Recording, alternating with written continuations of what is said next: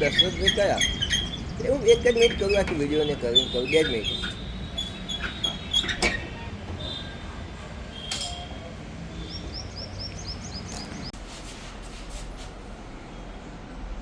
લેતા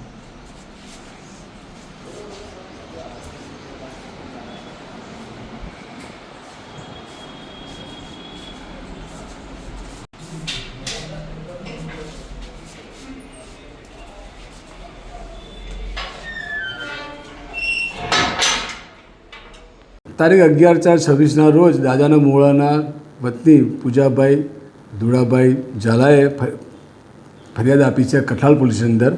એ મુજબ એમનો જમાઈ જે છે ચંદ્રસેણે એની પત્ની એટલે કે આ પૂજાભાઈની દીકરીને માથાના ભાગે સળિયો મારેલ, તે મુજબ BNS કલમ 109(1) મુજબની ફરિયાદ આપેલ, ગુનો રજીસ્ટર કરી લેવામાં આવેલ અને તરત જ થાણા અમલદાર ગોહિલ સાહેબ દ્વારા એના આરોપીને પકડી લેવામાં આવેલ.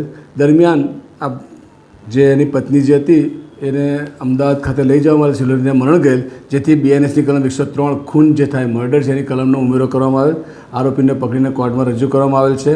જે હથિયારથી આરોપીએ માર મારેલ તે હથિયાર પણ કબજે લેવામાં આવેલ છે અને આગળની કાર્યવાહી ચાલુ છે.